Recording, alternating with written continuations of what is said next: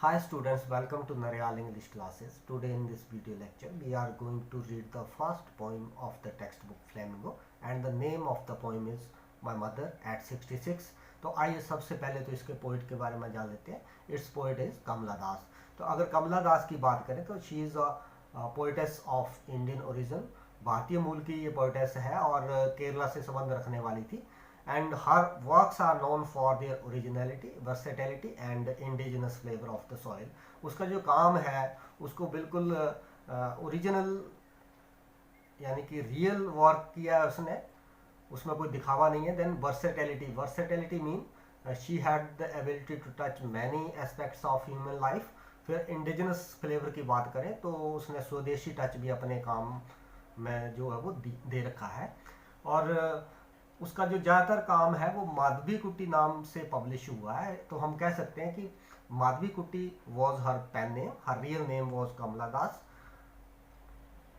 She is a sensitive writer, बिल्कुल sensitive poetess है वो. और उसने जो माई मदर एट 66 पोएम जिसको अभी हम पढ़ने जा रहे हैं, इसमें she had tried to capture the complex subtleties of human relationship. इसमें जो आदमी के जो संबंध में जो भी प्रॉब्लम्स होती हैं उसको बड़े अच्छे तरीके से इसमें बताया है. सटलिटीज़ का मतलब होता है प्रॉब्लम्स. तो my mother eight 66 is an example of her such work. तो आइए सबसे पहले तो जो रीडर्स के लिए क्वेश्चन दे रखा है पहले उसको देख लेते हैं. Ageing is a natural process, यानी कि आयु का बढ़ना और बूढ़ा होना एक नेचुरल प्रोसेस है, स्वाभाविक प्रक्रिया है. So have you ever thought that what our elderly parents expect from us. तो क्या कभी आपने ये अपने दिमाग में सोचा है कि हमारे जो बूढ़े माता पिता हैं वो हमसे क्या चाहते हैं, वो क्या एक्सपेक्ट करते हैं. तो आइए इसका कंटेंट देख लेते हैं अब. Driving from my parents home to Cochin last Friday morning. यानी कि it was Friday morning when she was coming from parents home to the Cochin airport with her mother. यानी कि फ्राइडे मॉर्निंग की बात है जब वो पोइटेस जो है वो अपने पेरेंट्स के घर से कोचिन एयरपोर्ट जा रही थी और उसकी माँ भी उसके साथ थी. आई सा माई मदर बिसाइड मी. अब उसकी माँ जो है she is sitting beside her, वो बिल्कुल उसके बगल में बैठी है. बिसाइड का मतलब होता है समीप, यानी कि नेक्स्ट टू. अब उसकी तरफ वो देखती है. Doze open mouthed, her face ashen like that of a corpse. Doze का मतलब होता है हल्की सी नींद लेना, a short and light sleep. जब आदमी ज़्यादा भोजन कर लेता है तो बैठे बैठे कुर्सी के ऊपर जो ऐसे झपकी ले लेता है उसके लिए वर्ड है डोज. तो वो she was dosing at that time and her mouth was open. उसका मुंह जो था वो खुला था और वो सोई हुई थी. Her face ashen like that of a corpse. अब यहाँ पर जो उसका जो चेहरा है, मदर का जो चेहरा है, उसको कॉर्प्स होता है डेड बॉडी, उसका कंपैरिजन जो है वो डेड बॉडी से किया गया है. Now what is the basis for that comparison. अब क्यों डेड बॉडी से इसको कंपेयर किया गया. तो इसका सीधा रीज़न यही है कि जो डेड बॉडी जो होती है उसमें कोई कलर नहीं होता है, that is colourless and pale. Similarly the face of her mother is also colourless and pale due to old age. तो this is the basis for comparison. And realized with pain. अब उसको जो है वो ये सारा देखकर, when she looked at her mother, when she saw her mother beside her dozing, this scene gives her much pain. अब ये जो उस सीन है उसकी जो पोइटेस है उसको बहुत दुख देता है. Why it gives her much pain because the fear of losing her mother, that her mother will not live long. This thought gives her much pain. That she was as old as she looked. अब उसकी mother जो थी और जितनी वो उसकी as थी उसके अनुरूप वो दिख भी रही थी. यानी कि अगर उसकी एज 66 है तो उस अनुसार वो उतनी बूढ़ी दिख भी रही थी. But soon put that thought away and looked out at young tree sprinting. Put that thought away it means उसने जो उसके दिमाग में जो विचार आ रहा था माँ के प्रति, जो माँ के खोने का डर, उस विचार को वो अब त्याग देती है। Put that thought away and looked out at young trees sprinting. अब अपने आप को वो थोड़ा राहत देने के लिए क्या करती है, in order to leave her mind, she looked outside, वो बाहर की तरफ देखती है। और बाहर क्या क्या है, young trees are sprinting. Sprint होता है बहुत तेजी से भागना। तो जो यंग ट्रीज है they are running very fast. अब यहाँ पर अगर यंग ट्रीज की बात करें तो they are the source of energy. So यहाँ पर भी कंपैरिजन हो रहा है मदर के साथ। मदर जो है वो she is now weak and she had no energy, but on the contrary trees they are running very fast. तो this is the source of energy. ऐसा होता है कि जब हम कार में जा रहे होते हैं तो एक्चुअली कार जो है वो कार बहुत तेजी से जा रही होती है, तो हमें ऐसा लगता है कि कार के साथ बाकी की भी चीजें जो है वो बहुत तेजी से भाग रही हैं। So that was why the trees are running very fast, it seems to the poetess. The merry children spilling out of their home and children they are also coming out of their homes. अब merry mean happy, यानी कि they are in happy mood, they are coming out merrily, यानी कि खुशी खुशी से वो घर आ रहे हैं। अब चिल्ड्रन का भी कंपैरिजन है ना मदर के साथ, क्योंकि चिल्ड्रन जो है वो they are full of energy, they are young and energetic, while the mother she is old and weak. So यहाँ पर भी कंपेयर किया गया है। But after the airport security check standing a few yard. अब क्या होता है कि एयरपोर्ट पे उसकी जो है वो सिक्योरिटी पर्सन जो है वो उसकी चेकिंग करते हैं। तो after that she stands a few yard, उसके बाद वो थोड़ी दूरी पर खड़ी हो जाती है, क्योंकि उसके बाद उसने फ्लाइट जो है वो पकड़नी है। तो away I looked again at her one pale. अब फिर से वो एक बार फिर से वो अपनी माँ की तरफ जो है वो देखती है। She again looked at her mother. अब माँ की तरफ दोबारा एक बार फिर से देखती है। तो वान, वान का मतलब होता है पेल एंड बीक, यानी कि पीला पड़ जाना। पेल मीन पीला पड़ जाना, कलरलेस। तो उसका जो चेहरा है that is now very pale and bleak because of her old age. As a late winter's moon.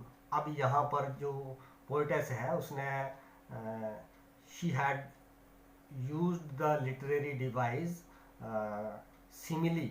Simile literary device जो है उसको यूज किया गया है यहाँ पर। तो सिमिली का मतलब होता है जो हम to compare one thing with another, जो हम एक चीज दूसरी चीज के साथ जब तुलना करते हैं तो उसके लिए जो लिटरेरी डिवाइस है वो सिमिली कहा जाता है।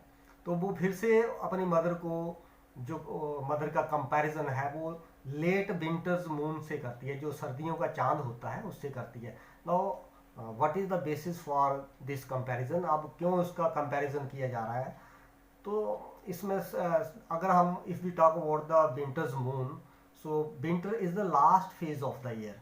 Similarly old age is the last phase of human life. अब सर्दियों में बिल्कुल अंत होता है साल का, और जो ओल्ड एज है वो भी आदमी की लाइफ का अंत होता है। तो in the winter moon doesn't shine, similarly in the old age a man doesn't shine. तो this is the basis for comparison and felt that old familiar ache. अब उसको ये जो ओल्ड फैमिलियर एक, यानी कि फैमिलियर का मतलब होता है परिचित, जो उसको एक पुरानी जो परिचित थी अपनी जो पीढ़ा से, यानी कि जब वो बचपन में थी तो उसको डर होता था कि अगर उसकी माँ कहीं जाती है तो वो उससे जुदा होने से डरती थी। Now similarly in the old as also she had fear of losing her mother. अब अगर बचपन की बात करें तो उसमें तो वो थोड़ी देर के लिए माँ जाती थी, लेकिन अगर अब की बात करें तो अब उसकी माँ जो है she is going to leave her forever, अब उसको हमेशा छोड़कर जा रही है। तो इस बात का उसको जो है वो एक मीन पीड़ा। अब वो उसको इस बात की पीड़ा हो रही है। What all I said was see you soon Amma, परंतु वो उसको एक्सप्रेस नहीं करती है। और उसके पार्टिंग वर्ड होते हैं सी यू सून अम्मा, यानी कि हम जल्दी ही अम्मा मिलते हैं। तो सी you soon Amma, these are just formal parting words. All I did was smile and smile and smile. तो हालांकि वो she is in trouble, she had the fear of losing her mother, but she doesn't say anything to her. उसके साथ वो बात नहीं करती। हम अगर पूरी इस पोएम में देखें तो वो अपनी माँ की तरफ देख रही है, उससे बात नहीं कर पा रही है। तो यहाँ भी एक मैसेज है पोइटेस का कि the younger generation they had feeling toward their parents but they don't know how to express their feelings. तो इस करके वो सिर्फ जो है वो मुस्कुराती है। So this finishes your poem. आइए थोड़ा सा इसका देख लेते हैं कि जो पोइट है उसने कौन कौन से लिटरेरी डिवाइस यूज़ किए हैं। तो लिटरेरी डिवाइस का मतलब होता है जो कोई भी पोइट है या राइटर है जो स्पेशल इफेक्ट डालने के लिए जो टर्म्स यूज़ करता है उसको हम लिटरेरी डिवाइस कहते हैं। So first literary device used by the poetess is verse. Verse की बात करें तो ये this poem has no rhyme scheme, इसमें कोई रिदम नहीं है। तो it is a single line poetry, comma से इसको सेपरेट किया गया है। तो एक तो वो लिटरेरी डिवाइस का वर्स हो गया। देन एसोनेंस, एसोनेंस की बात करें तो जो रेपिटेशन ऑफ वोवल साउंड, जैसे यहाँ पर ये मैंने येलो कलर में इसको डार्क किया हुआ है। सो डोज ओपन माउथड, यहाँ पर जो वोवल ओ है उसका रेपिटेशन हो रहा है, तो ये हो गया इसका एसोनेंस। देन सिमिली, सिमिली मैंने अभी अभी बताया था आपको, ये जो as a late winter's moon, यानी कि उसका जो चेहरा था उसको विंटर मून से कंपेयर किया गया। तो दिस इज सिमिली, यानी कि हम जब किसी एक चीज़ को दूसरी चीज़ के साथ कंपैरिजन करते हैं, उदाहरण के तौर पर हम कह सकते हैं एज ब्लैक एज कोल, मतलब इतना काला जैसे कोयला। तो ये जो लिटरेरी डिवाइस होता है इसको सिमिली बोलते हैं। तो आइए फटाफट इसके अब क्वेश्चन देख लेते हैं। What is the kind of pain and ache that the poet feels. तो इसमें कौन सी पीड़ा जो पोइट है फील करता है, तो that is the pain of that is the fear of losing her mother, that her mother would not live long. So this pain, this thought gives her much pain. Then why are the young trees described as sprinting? ये जो young trees है उनको दौड़ते हुए इसमें क्यों वर्णन किया गया उसका? तो actually the trees are not running, they are standing at their place, but actually the car is running. So जो कार जो है वो कार दौड़ रही है, ट्रीज नहीं दौड़ रहे हैं। तो उसी वजह से वो भी it seems that trees are also running due to running of car. Then question number 3, why has the poet brought in the image of merry children spilling out of their home. So merry children spilling out of their home, this is the imagery used by the poet. ये भी literary device होता है। इसको क्यों introduce किया कवि ने? तो children, they are young and they are the source of energy because they are energetic and full of energy. What on the contrary, the mother who is now old and weak, so she has no energy. So this is the reason that why the poet brought in the image of married children spilling out of their homes. Then why has the mother been compared to late winter's moon? ये तो अभी हमने discuss किया था, simile जो मैं बात कर रहा था, यानी कि लेट विंटर मून से उसको इसीलिए कंपेयर किया गया क्योंकि जो सर्दियों का चाँद होता है वो साल के अंत में, अंत की बात हो रही है, तो it is the last phase of the year. Similarly old as is the last phase of human life. So this is the basis for comparison, क्योंकि लास्ट जब फेज होता है साल का तो उसमें जो मून जो है that looks dim and fade. Similarly, in the old age, a man looks pale and weak. What do the parting word of the poet and her smile signify? जो parting word थे, अगर parting words की बात करें तो see you soon अम्मा, वो जो उसमें डाले हैं तो उसका क्या significance है? तो they are just formal words of parting, और हम कह सकते हैं कि वो अपनी माँ को जो है वो फिर से देखना चाहती है कि she doesn't want to lose her mother, she wanted to meet her again, that's why she said that see you soon amma. So these were the parting word. So this finishes your poem. I hope you will like my teaching. Thank you.